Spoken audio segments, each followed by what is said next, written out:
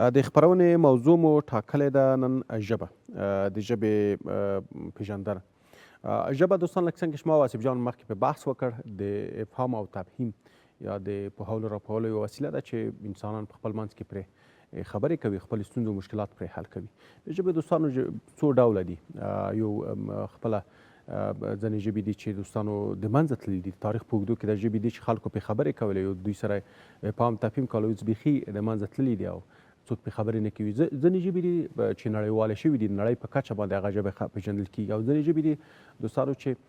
بیا د رشد په حالت کې دي، ورځ تر بلې پرمختګ کوي. نو انشاءالله به د ټول به بحث کوو چې خپله د ژبپوهنه څه شی ده. زما سره مېلمه موږ د خپرونې همشنی همکار د پوهنتون استاد پوهنیار صاحب عبدالبصیر عابد دی چې دلته ښه راغلاست او ستړي مه شئ. استاد محترم په خیر راغلاست، ستړی مه شئ. مننه کمال صاحب محترم. سلامونه نیکې هیلې تاسو ته، د ملي راډیو تلویزیون ټولو لیدونکو اوریدونکو ته هیله ده چې خوشحاله سهار یې پیل کړی وي او روانه اونۍ په خیر سره پای ته ورسېږي. ډېره مننه استاد محترم. استاد لومړنۍ پوښتنه به مې دا وي چې ژبه او ژبپوهنه څنګه پېژندلی شو؟ مننه کمال صاحب محترم. بسم الله الرحمن الرحیم. ژبه او ژبپوهنه، ژبه بېله پدې ده او ژبپوهنه هغه علم ده چې هغه ژبه څېړي. نو ژبه د بېلابېلو علومو یا د بېلابېلو پوهنو لخوا په بېلابېل ډول تعریفېږي. لکه ټولنپوهنه یې ځان ته تعریف لري، ارواپوهنه یې ځان ته تعریف لري، او موږ یې د ژبپوهنې له اړخه په بل ډول تعریفوو. خو په عامه اصطلاح چې ټول هېوادوال پرې پوه سي، تاسې څو وارې یادونه وکړه، ژبه د پوهولو راپوهولو وسیله ده. له دې سره یو بل خبر ور اضافه کوي چې دا تړوني یا سمبولیک قراردادي سمبولونه دي چې د ټولنې ترمنځ د وګړو لخوا په دې باندې دا خبره منل سوې ده چې موږ به ځینو پدیدو ته دغه کلمه یا دغه لفظ کاروو او هغه به په همغه ډول پیژنو. خو دغه قرارداد یا تړون چې دا کوم لیکلی متن نه لري، بلکې دا په ټولنه کې په شفاهي ډول موجود ده او د دوی ترمنځ دغه پوهول راپوهول د دغو اوازونو په وسیله ترسره کیږي. او ژبپوهنه بیا هغه علم ده چې د همدغه تړون چې د ټولنې د وګړو یا د یوې ژبې د ویونکو ترمنځ موجود ده. د بېلګې په توګه اوبو باندې موږ دا تړون کړی چې په سراسر افغانستان کې د پښتو ژبې ویونکي چې کله دغه لفظ واوري، هغه رڼه مایع چې په هغې باندې تنده ماتېږي، په هغې باندې پاکوالی رامنځته کېږي، دغه مایع پې پیژني. یا په دري ژبه کې همدغې مایع ته بیا هغه د دري ژبو ترمنځ دې ته آب ویل کېږي، هغوی په دې باندې تړون سره لري. نو دغه د اوبه او آب کلمه چې یو بل ته یو څه ورته والی لري یا نږدېوالی لري، ژبپوهنه دغه څېړي چې کوم وخت دغه لفظونه سره یو او بالاخره دا ژبې دوه سوي دي یا سره جلا سوي دي. نو ژبپوهنه هغه علم ده چې ژبه د تاریخ په اوږدو کې او بیا په اوس مهال کې یوه ژبه یا ژبې څېړي او د هغو ترمنځ هغه رازونه یا د یوې ژبې د جوړښت نظام څرګندوي. بله ښه استاد، که داسې وکړو چې د ژبپوهنې البته د ژبو په اړه لومړنۍ څېړنه کله پیل شوه؟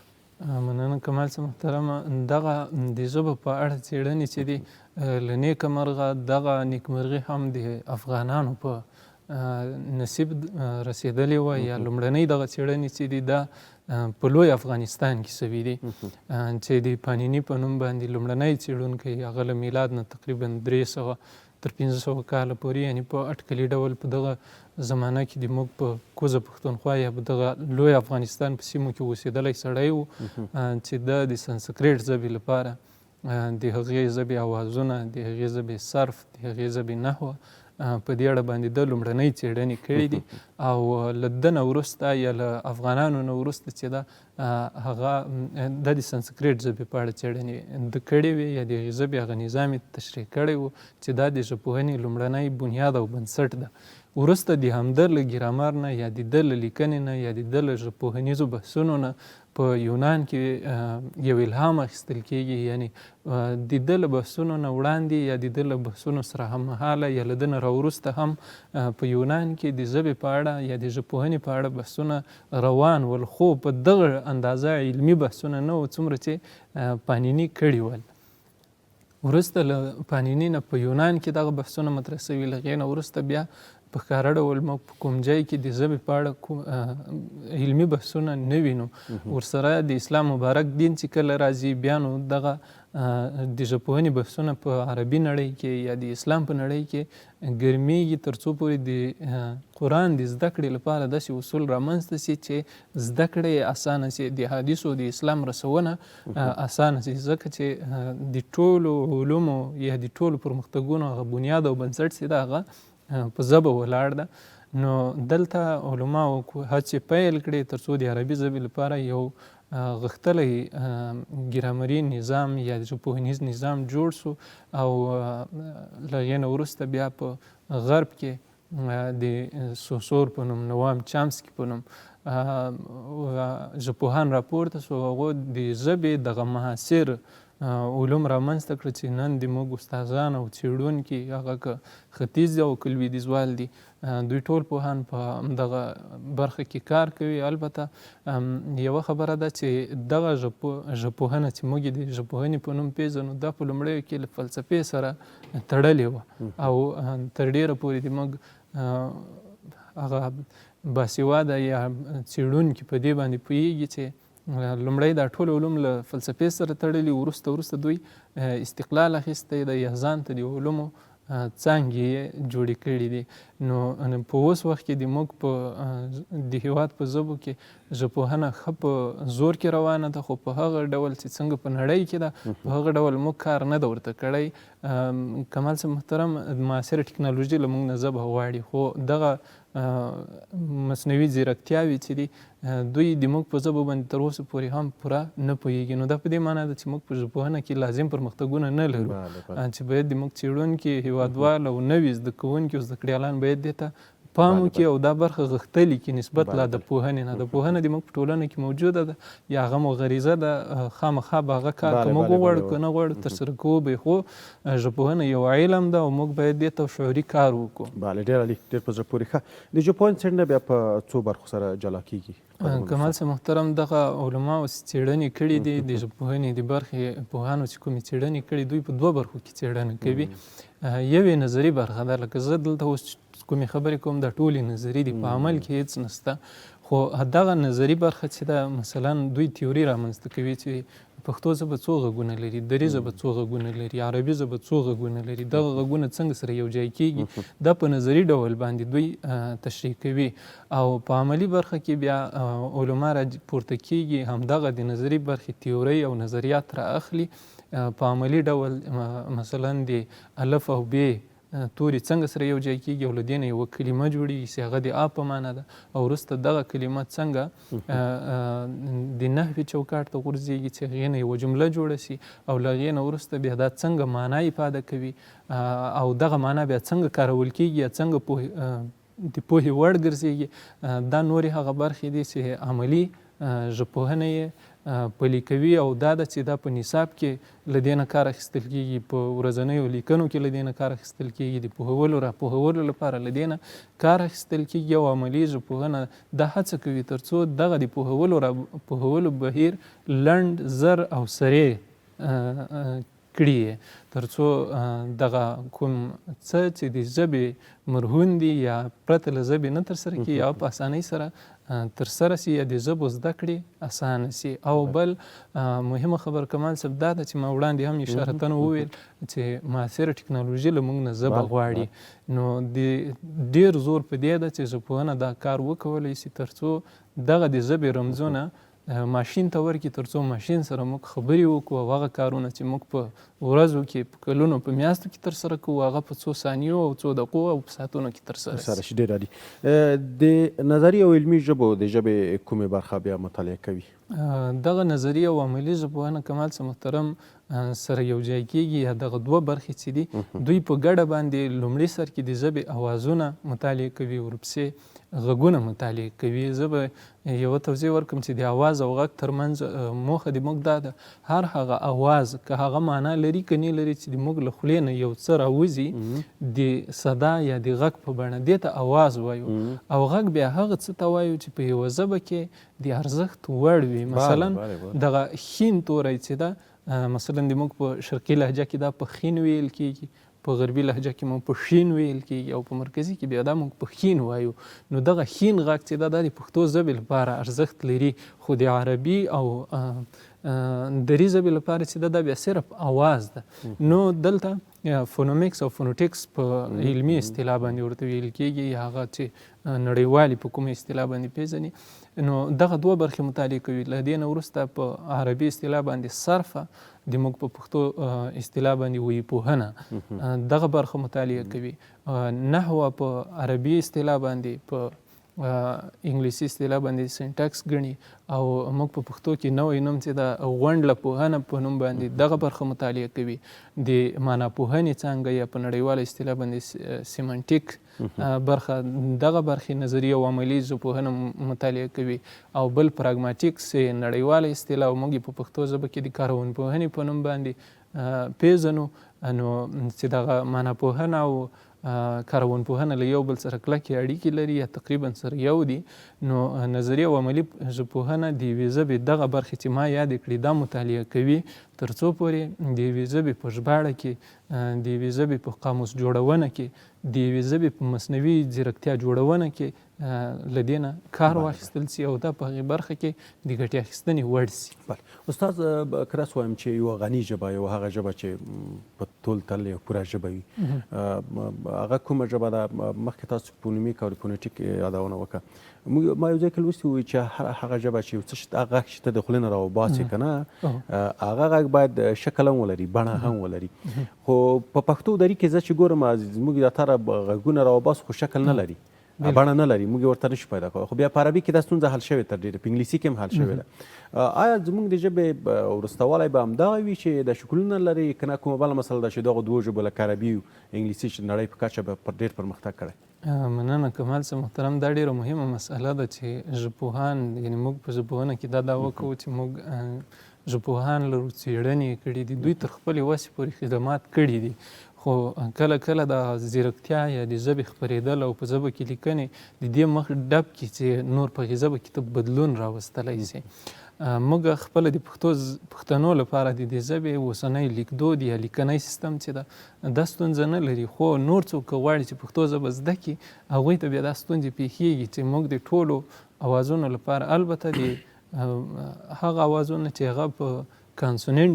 ګڼل کېږي یا بې غږه توري ګڼل کېږي، د هغو لپاره موږ توري لرو، هغه بشپړ دي. خو یوازې ځینې غږیز توري یا واول چې په انګلیسي بلل کېږي یا صداداري په فارسي کې ګڼي، د دغو تورو لپاره نښې لرو، خو دا نښې یو بل سره ورته دي. مثلا موږ په پښتو ژبه کې دوه اوازونه لرو، لکه زړه او زړه. دا په پای کې په ګرده هې باندې لیکو. نو د اوازونو ترمنځ ډېر کمزوری توپیر ده. مثلا ډېر ضعیف توپیر ده. خو دغه توری موږ د کلمو په سر کې په الف لیکو، په پای کې په ګرده هې باندې لیکو، د کلمو په منځ کې بیا نه لرو. نو دغه ډول ستونزې شته ده. او بشپړه ژبه یوه الماني ژبه ده چې هغه د دغه ډول د ټولو ژبو لپاره، د ټولو غږونو لپاره هغه نښې لري.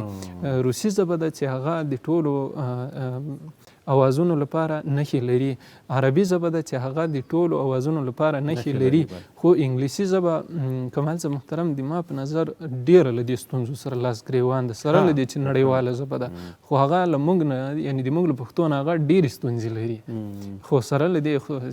د کار ژبه ده یا د اقتصاد ژبه ده، خلک یې سره له هغو ټولو ستونزو سره منلې او په نړۍ کې مشهوره شوې او د نړۍ یوه له ډېرو زورورو ژبو نه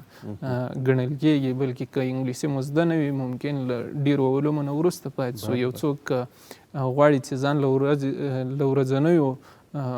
پیښو سره، له ورځنیو پرمختګونو نه ځان خبر وساتي، نو هغه مجبوره ده چې انګلیسي ژبه زده کړي. خو دا داسې هم نشي چې هغه د موږ په خپل اسلامي او افغاني یا د موږ په هویت باندې اغیز وکړي. موږ باید دې ته بیدار واوسو. او یوې مسلې ته کمال صاحب محترم د هیوادوالو، لیدونکو، علماو، نوو زده کړیالانو پام راګرځول پکار دي چې دوی خپله که چېرته ژور نظر وکړي، د نړۍ ژبې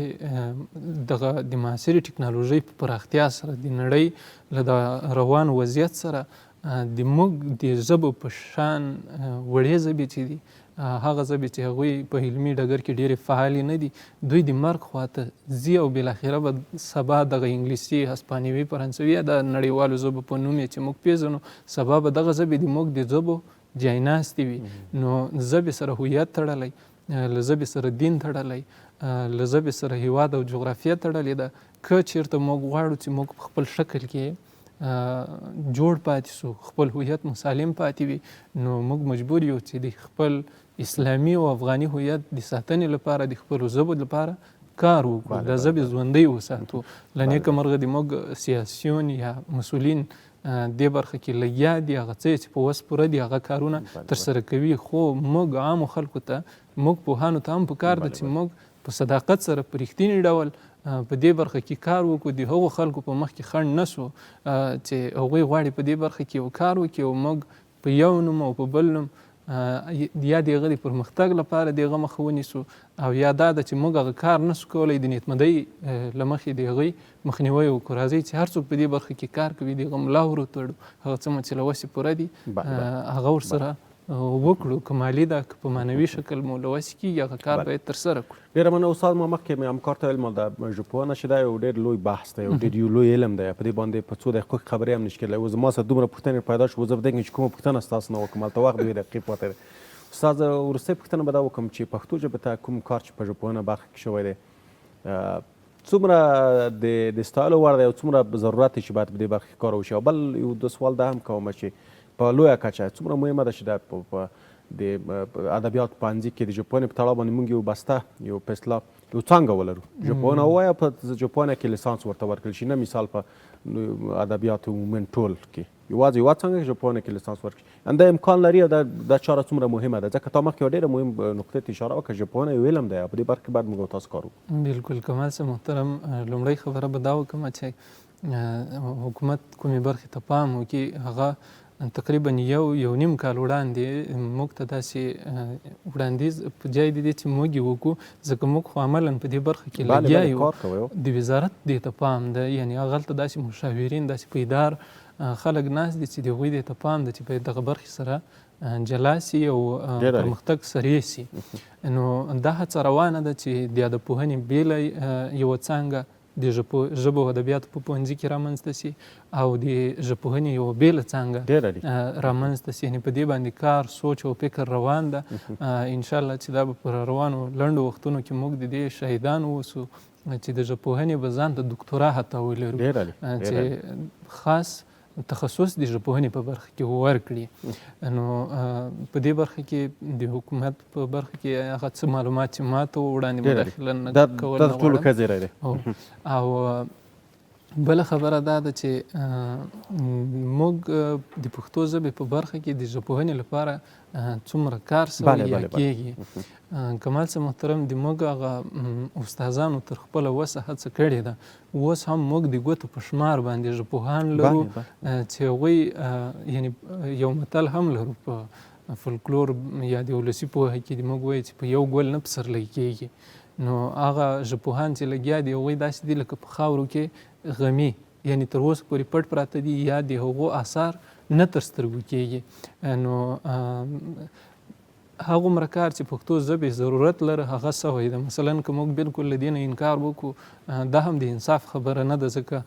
موږ په مصنوعي ځیرکتیاو کې لکه ګوګل ټرانسلیټ لرو ګوګل ژباړه لرو هغه پښتو ژبه ژباړلی سي دغه ډول فارسي ژبه له پښتو ژبې نه تقریبا وړاندې ده ځکه هغه هلته بسته یو هېواد د دې ژبې لپاره یو وزارت لري خو پښتو ژبه سره له دغه چې عامو پوهانو دې ته کوم کار کړی ما رضاکارانه کار کړی تا کړی بل استاذ کړی ده بل څېړونکي کړی ده پښتو ژبه د معاصر دغه یوه پسې راوتی ده د چټ جي پي ټي په نوم باندې دا کولی شي په پښتو ژبه باندې ډېر ښه ژباړه وکړي چې اکثره د موږ پوهانې د ژباړې په برخه کې د نورو څېړنو په برخه کې د لومړنیو معلومات په حیث له ده نه معلومات اخلي نو له دې نه معلومیږي چې په پښتو ژبه کې په ژبپوهنې برخه کې کار سوی ده خو څومره دقیق جواب چې موږ ته د انګلیسي په برخه کې راکوي په پښتو ژبه کې هغومره وړتیا نه لري نو موږ دې ته اړتیا لرو چې دغه د ژبپوهنې برخه مو لا پسې غښتلې سي او په پښتو ژبه کې بالاخره موږ له انګلیسي او نړیوالو ژبو سره یا له کم له د ګاونډیو ژبو سره د سیالۍ ډګر ته وړاندې شو. ډېره مننه قدرمن استاد پوهنیار عبدالبصیر عابد چې زموږ سره خپرونه کې ګډون وکړ. تاسو ته په چاره کې بریا او خوشحاله اوسئ. مننه.